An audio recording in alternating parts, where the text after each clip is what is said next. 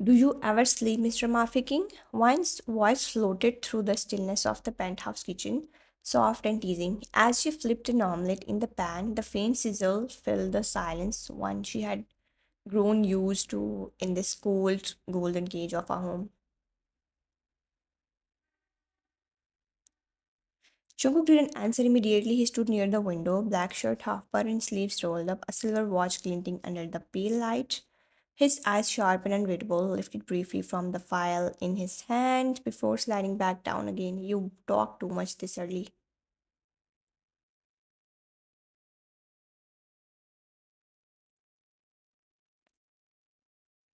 He said it without looking at her, his tone flat but heavy, the kind that could freeze anyone else. But mine only smiled faintly, pretending his words didn't sting. Maybe it's my way of reminding you that you have a wife who still talks to you. You don't have to do what?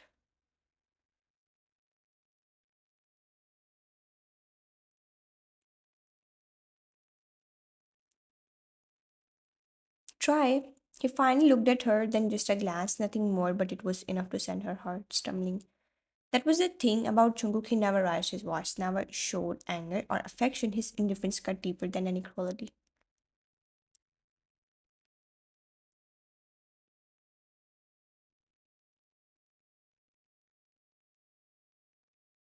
Wine placed the plate in front of him, the smell of butter and eggs mingling with the faint cologne that clung to him, a dark, addictive scent that somehow always made her weak. I know you don't like breakfast, but I thought maybe today you thought wrong.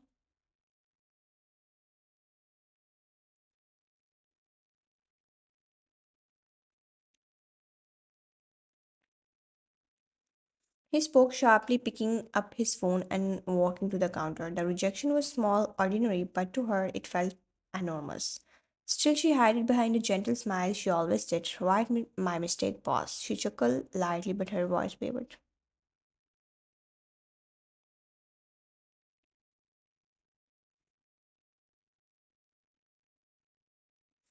That word boss made him pause for half a second. His jaw tightened, though his eyes remained fixed on his screen. Don't call me that. Then what should I call you? Husband or the man who barely remembers he has one? This time Jungkook looked up fully, his gaze dark, steady, and dangerous. The kind of look that could make even the bravest man drop to his knees. Careful, Mrs. Joan. Wine met his eyes not out of defense, but because she wanted him to see her. To remember, she wasn't a ghost haunting his penthouse. You can threaten me all you want, Jungkook, but you can't scare someone who already feels invisible.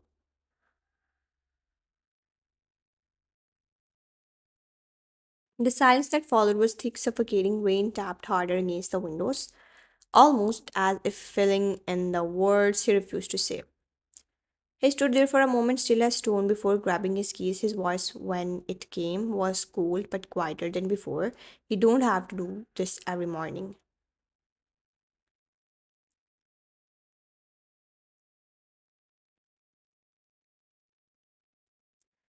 I know, but maybe I want to. Don't waste your time trying to please someone who doesn't need it. And then he left, leaving the faint scent of his calling and a silent ache behind. One stared at the untouched plate of for a long time before sighing softly. She pushed the chair back and began cleaning up, her smile fading the moment she turned away.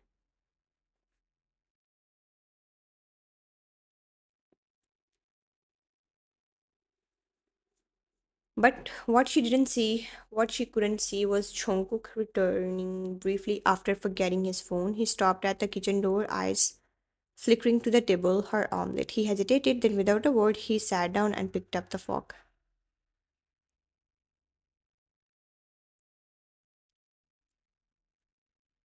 One bite, then another. By the time wine came back later, the plate was empty and the smallest trace of a smile lingered on her lips.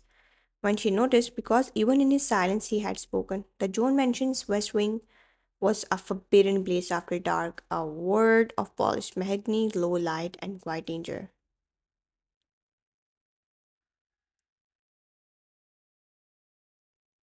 Everyone knew not to disturb Jungkook there, everyone except her.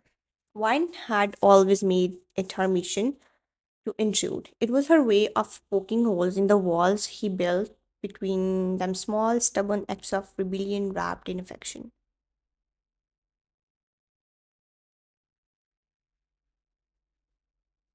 That evening, she pushed the heavy door open without knocking, balancing a tray of coffee and a tiny pastry she had forced the chef to make extra sweet. Mr. John, your favorite distraction is here. Jungkook didn't even lift his head. He sat behind the massive oak desk, black clad, pen moving across papers in sharp strokes.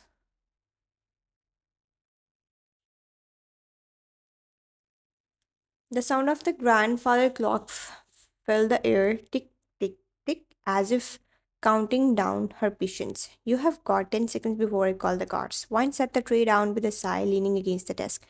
You won't, you like me here. You are testing my patience, Mrs. Jones.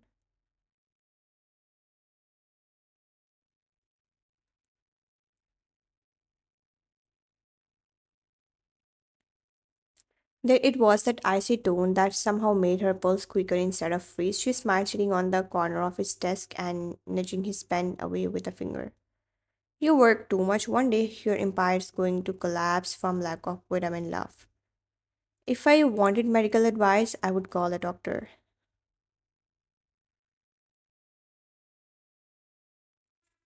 And yet, you keep me around. Contractual obligation. His voice was calm, but when she leaned closer, close enough that her perfume brushed his senses, his pen stopped mid sentence. He didn't move, only stared at her neat ink line bleeding to the page. Her smile softened.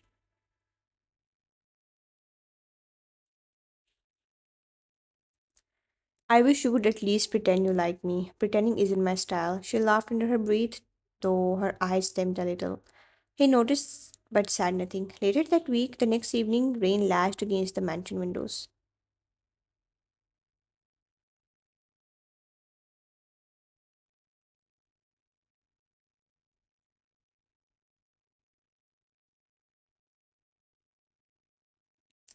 Wine, restless and lonely, found herself standing outside his office door.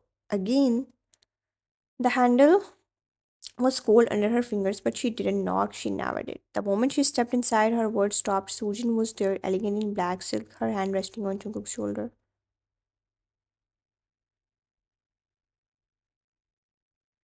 And then, before Wine could even process it, Susan leaned in, her lips brushing his in a kiss that wasn't passionate but familiar.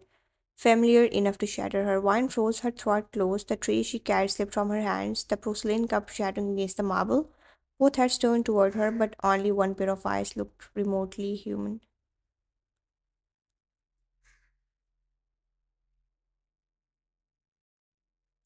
Susan's were smudged, victorious, Chunguk's were unreadable, calm as ever, as if she had merely interrupted a meeting. He rose slowly, adjusting his cufflinks with maddening composure. Didn't anyone teach you to knock, Mrs. Joan? Her breath hissed. Mrs. Joan? The same title he used when he wanted to remind her of her place.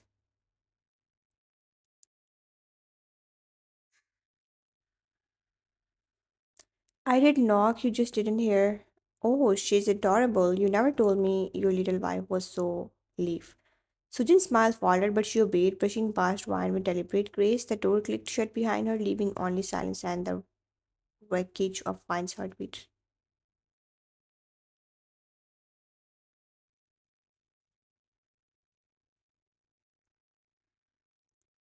Wine's eyes burned, but she refused to cry, not here, not in front of him. You could have at least looked guilty for what? Talking to someone who actually understands my word, right? And I'm just your decoration, right?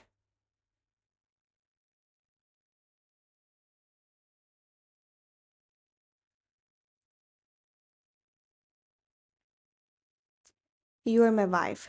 By contract, not by heart. She turned to leave, but his voice stopped her low, almost warning. Wine, she didn't turn back. One day your silence will hurt you more than it ever hurt me.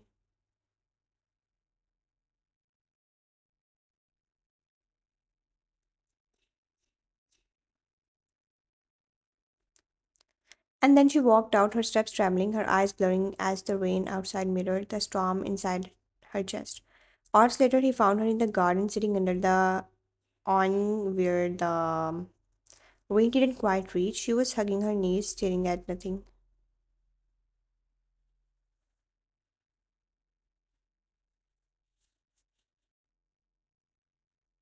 He stood behind her for a long moment, hands in his pockets, face unreadable. You don't walk out on me ever. His voice was soft, but the authority underneath it made her flinch. You don't own my pain, Jungkook. No, but I caused it. That means it's mine to control.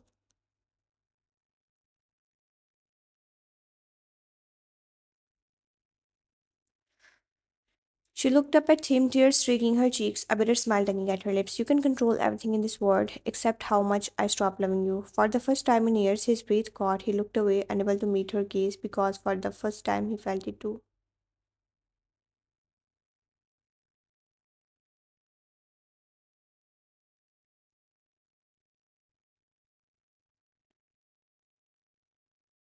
He found her in the study. The next afternoon, she was perched on the armrest of a leather chair, absent mindedly flipping through a magazine. Her expression was calm, distant, but he knew better. You ignore me again. Her head didn't lift. Her voice, soft and cool, floated over the magazine.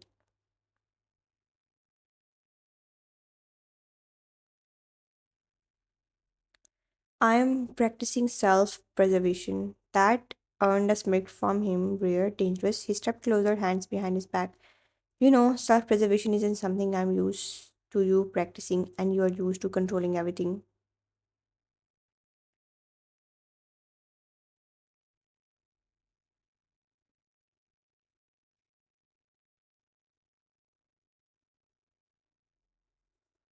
He stopped a foot away from her, studying her profile, the curve of her lips, the tilt of her chin. She was beautiful, helpless, infuriating. She shouldn't affect me. I shouldn't feel this. You were angry yesterday. Not angry, disappointed. His jaw tightened. He had never been scolded like this by her, and yet he couldn't look away. Disappointment is something I can fix. Her head snapped up. You can't fix what you refuse to acknowledge.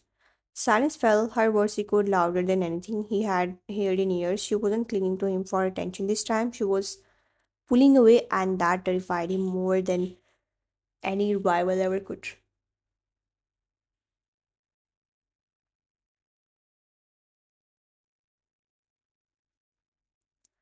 The city of Seoul glittered below the penthouse as night settled in again. One had taken to wandering the mansion in quiet rebellion, avoiding his gaze, keeping herself busy in ways he couldn't easily control. She was perched in the library that evening, a book open in her lap, though she wasn't reading.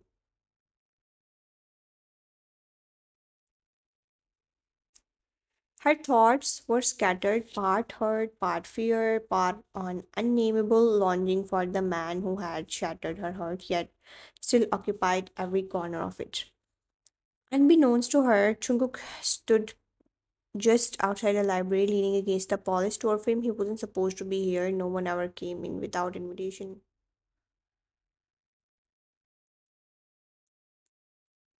Yet here he was, watching her, not to spy, not to control, but because he couldn't stop thinking about her. Damn it, he muttered under his breath, tightening his jaw. She's mine. Why can't I stop thinking about her? He stepped closer, careful not to make a sound. The way she absent-mindedly twirled a strand of hair between her fingers made his chest tighten.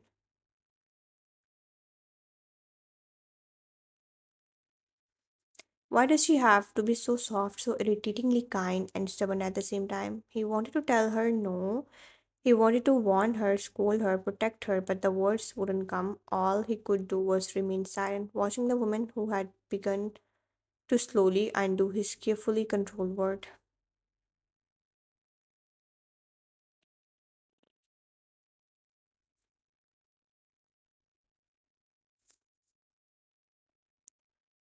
Wine felt the weight of his gaze, but refused to meet it. She set the book aside and stood crossing the library with deliberate calm. You have been quiet tonight. Busy with what business, schemes, or your ex? The words were sharp, but her tone was careful. She wasn't accusing, just teasing him. Jungkook's dark eyes flicked up, catching hers for just a second. My dear tone, Mrs. Joan, or what he will remind me again that I'm just a title. He stepped closer, close enough that she could feel his presence, cold yet magnetic. You think you can run from me?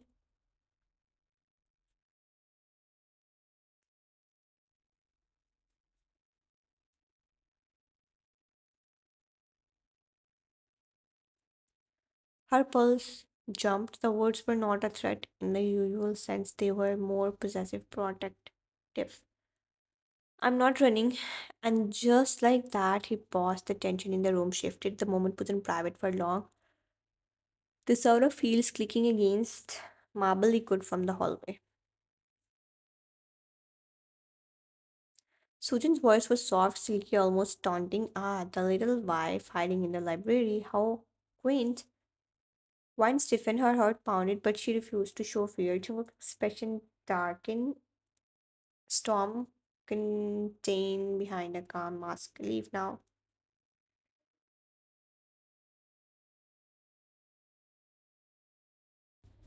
Sujan smiled faintly and obeyed, her eyes lingering on wine as if daring her to make the next mistake. The door clicked shut and silence fell again.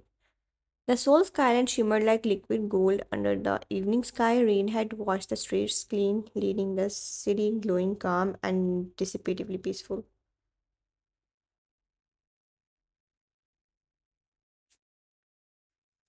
Wine stood on the balcony of their penthouse, hair loose around her shoulders, eyes reflecting the lights below.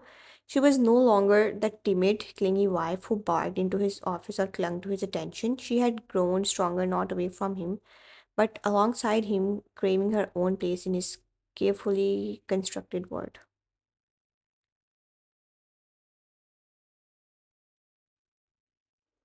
She heard the familiar soft click of the office door behind her. Jungkook appeared, impeccably dressed as always, expression unreadable, hands clasped behind his back.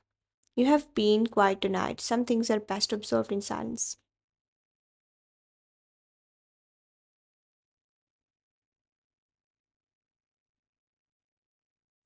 She smiled faintly, sensing the tension beneath his calm exterior, the same tension that had pulled her in, driven her crazy, and terrified her in equal measure. Have you forgiven me for storming into your office that day? I didn't need forgiveness, I just didn't want you to walk away.